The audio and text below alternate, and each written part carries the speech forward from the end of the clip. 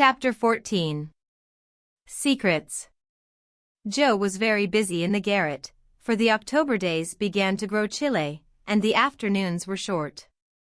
For 2 or 3 hours the sun lay warmly in the high window, showing Joe seated on the old sofa, writing busily, with her papers spread out upon a trunk before her, while Scrabble, the pet rat, promenaded the beams overhead, accompanied by his oldest son, a fine young fellow, who was evidently very proud of his whiskers. Quite absorbed in her work, Joe scribbled away till the last page was filled, when she signed her name with a flourish and threw down her pen, exclaiming, "There, I've done my best. If this won't suit I shall have to wait till I can do better." Lying back on the sofa, she read the manuscript carefully through, making dashes here and there, and putting in many exclamation points, which looked like little balloons. Then she tied it up with a smart red ribbon, and sat a minute looking at it with a sober, wistful expression, which plainly showed how earnest her work had been. Joe's desk up here was an old tin kitchen which hung against the wall. In it she kept her papers, and a few books, safely shut away from Scrabble, who, being likewise of a literary turn, was fond of making a circulating library of such books as were left in his way by eating the leaves. From this tin receptacle Joe produced another manuscript, and putting both in her pocket, crept quietly downstairs, leaving her friends to nibble on her pens and taste her ink. She put on her hat and jacket as noiselessly as possible, and going to the back entry window, got out upon the roof of a low porch, swung herself down to the grassy bank, and took a roundabout way to the road. Once there, she composed herself, hailed a passing omnibus, and rolled away to town, looking very merry and mysterious. If anyone had been watching her, he would have thought her movements decidedly peculiar, for on alighting, she went off at a great pace till she reached a certain number in a certain busy street. Having found the place with some difficulty, she went into the doorway, looked up the dirty stairs, and after standing stock still a minute, suddenly dived into the street and walked away as rapidly as she came. This maneuver she repeated several times, to the great amusement of a black-eyed young gentleman lounging in the window of a building opposite. On returning for the third time, Joe gave herself a shake, pulled her hat over her eyes, and walked up the stairs, looking as if she were going to have all her teeth out. There was a dentist's sign, among others, which adorned the entrance, and after staring a moment at the pair of artificial jaws which slowly opened and shut to draw attention to a fine set of teeth, the young gentleman put on his coat, took his hat, and went down to post himself in the opposite doorway, saying with a smile and a shiver, "It's like her to come alone, but if she has a bad time she'll need someone to help her home." In 10 minutes Joe came running downstairs with a very red face and the general appearance of a person who had just passed through a trying ordeal of some sort. When she saw the young gentleman she looked anything but pleased, and passed him with a nod. But he followed, asking with an air of sympathy, "Did you have a bad time?" "Not very." "You got through quickly?" "Yes, thank goodness." "Why did you go alone?" "Didn't want anyone to know." "You're the oddest fellow I ever saw. How many did you have out?" Joe looked at her friend as if she did not understand him, then began to laugh as if mightily amused at something. "There are 2 which I want to have come out, but I must wait a week." "What are you laughing at?" "You are up to some mischief, Joe," said Laurie, looking mystified. "So are you." "What were you doing, sir, up in that billiard saloon?" "Begging your pardon, ma'am, it wasn't a billiard saloon, but a gymnasium, and I was taking a lesson in fencing." "I'm glad of that." "Why?" "You can teach me, and then when we play Hamlet, you can be Laertes, and we'll make a fine thing of the fencing scene." Laurie burst out with a hearty boy's laugh, which made several passers-by smile in spite of themselves. "I'll teach you whether we play Hamlet or not. It's grand fun and will straighten you up capitally." "But I don't believe that was your only reason for saying I'm glad in that decided way, was it now?" "No, I was glad that you were not in the saloon, because I hope you never go to such places." "Do you?" "Not often." I wish you wouldn't. It's no harm, Joe. I have billiards at home, but it's no fun unless you have good players, so, as I'm fond of it, I come sometimes and have a game with Ned Moffat or some of the other fellows. Oh, dear, I'm so sorry, for you'll get to liking it better and better, and will waste time and money, and grow like those dreadful boys. I did hope you'd stay respectable and be a satisfaction to your friends, said Joe, shaking her head. Can't a fellow take a little innocent amusement now and then without losing his respectability? Asked Laurie, looking nettled. That depends upon how and where he takes it. I don't like Ned and his set, and wish you'd keep out of it. Mother won't let us have him at our house, though he wants to come. And if you grow like him, she won't be willing to have us frolic together as we do now. Won't she? Asked Laurie anxiously. No, she can't bear fashionable young men, and she'd shut us all up in bandboxes rather than have us associate with them. Well, she needn't get out her bandboxes yet. I'm not a fashionable party and don't mean to be, but I do like harmless larks now and then, don't you? Yes, nobody minds them, so lark away, but don't get wild, will you? Or there will be an end of all our good times. I'll be a double distilled saint. I can't bear saints. Just be a simple, honest, respectable boy, and we'll never desert you. I don't know what I should do if you acted like Mr. King's son. He had plenty of money, but didn't know how to spend it, and got tipsy and gambled, and ran away, and forged his father's name, I believe, and was altogether horrid. You think I'm likely to do the same? Much obliged. No, I don't, oh, dear, no, but I hear people talking about money being such a temptation, and I sometimes wish you were poor. I shouldn't worry then. Do you worry about me, Joe? A little, when you look moody and discontented, as you sometimes do, for you've got such a strong will. If you once get started wrong, I'm afraid it would be hard to stop you. Laurie walked in silence a few minutes, and Joe watched him, wishing she had held her tongue, for his eyes looked angry, though his lips smiled as if at her warnings. Are you going to deliver lectures all the way home? He asked presently. Of course not. Why? Because if you are, I'll take a bus. If you're not, I'd like to walk with you and tell you something very interesting.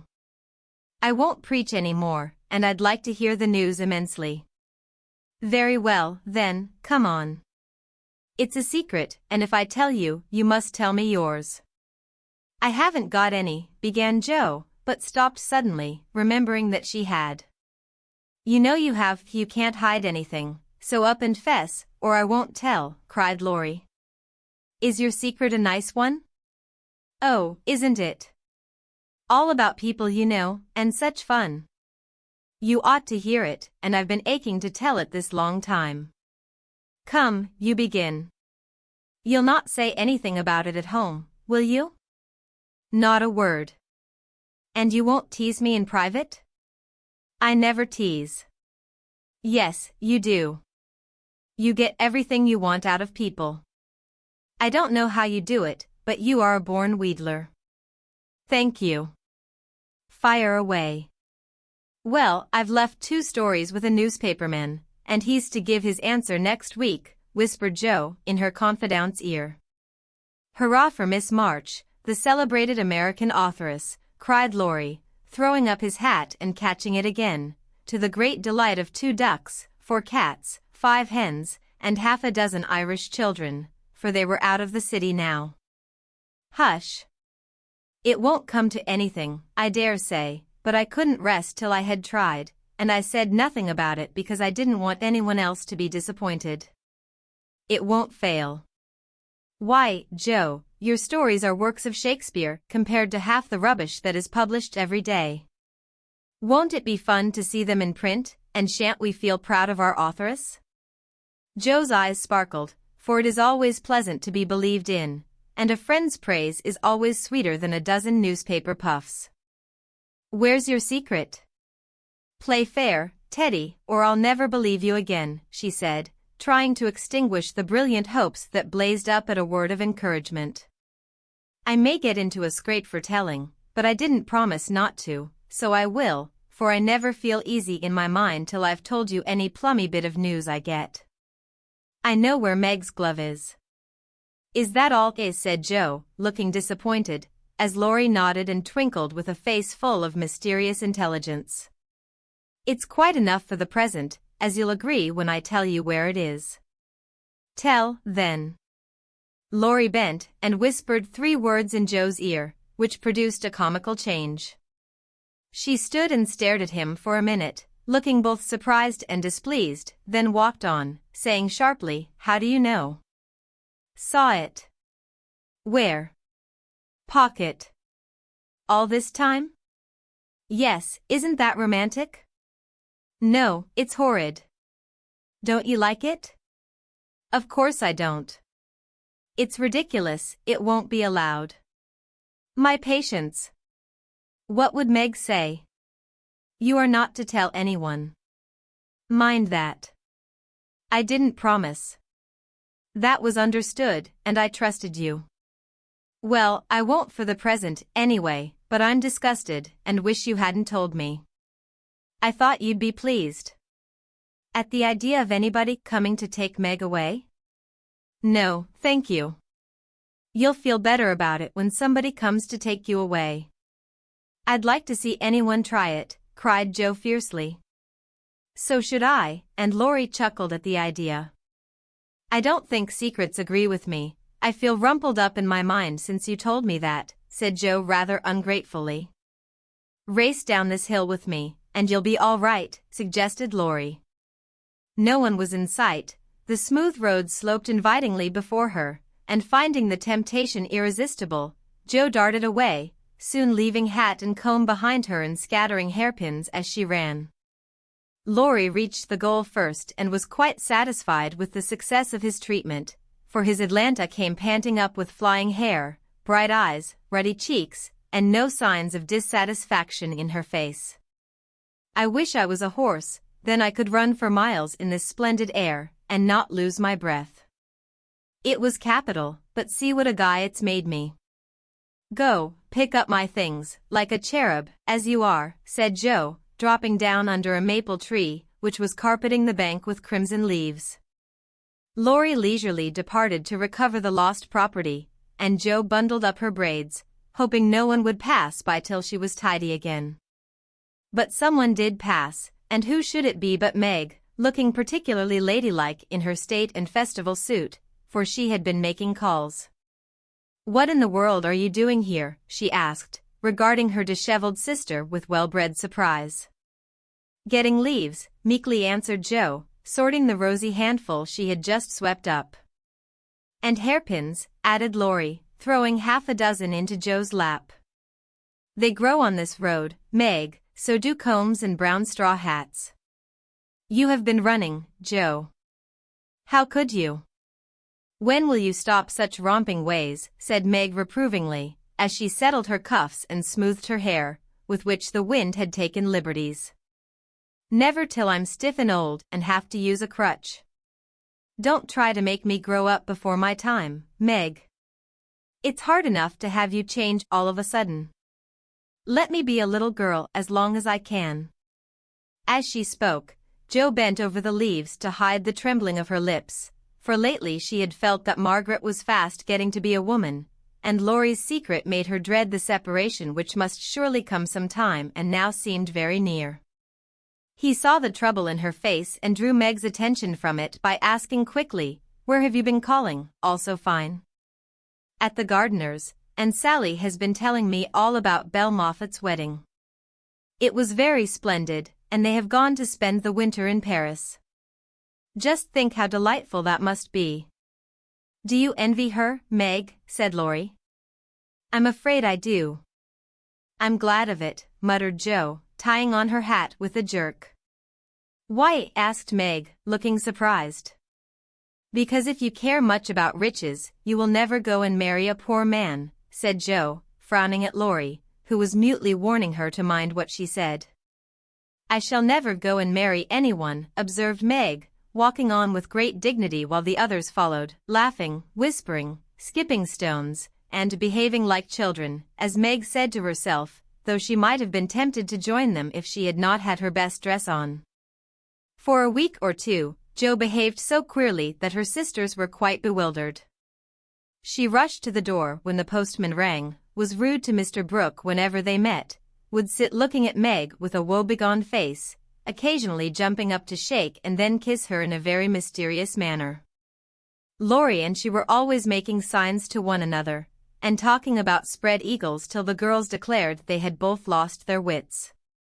On the second Saturday after Jo got out of the window, Meg, as she sat sewing at her window, was scandalized by the sight of Laurie chasing Jo all over the garden and finally capturing her in Amy's bower. What went on there, Meg could not see, but shrieks of laughter were heard, followed by the murmur of voices and a great flapping of newspapers. "What shall we do with that girl?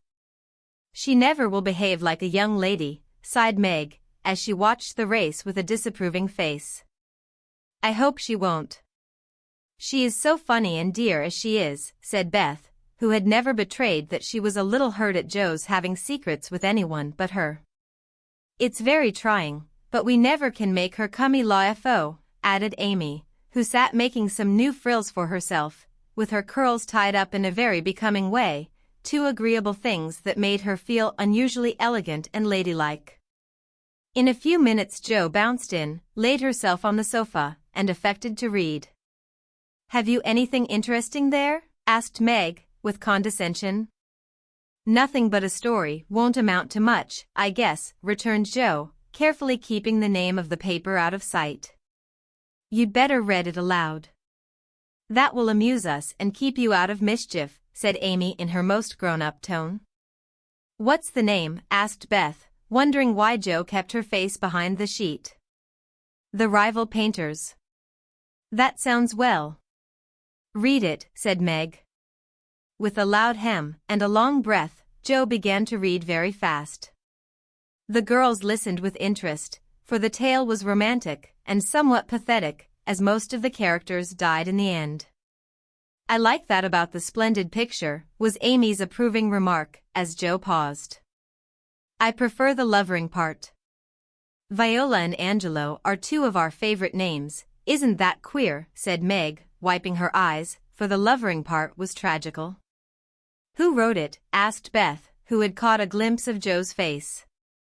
The reader suddenly sat up, cast away the paper, displaying a flushed countenance, and with a funny mixture of solemnity and excitement replied in a loud voice, "Your sister." "You?" cried Meg, dropping her work. "It's very good," said Amy critically. "I knew it. I knew it. Oh, my Jo, I am so proud," and Beth ran to hug her sister and exult over this splendid success. Dear me, how delighted they all were, to be sure. How Meg wouldn't believe it till she saw the words. Miss Josephine March, actually printed in the paper. How graciously Amy criticized the artistic parts of the story, and offered hints for a sequel, which unfortunately couldn't be carried out, as the hero and heroine were dead.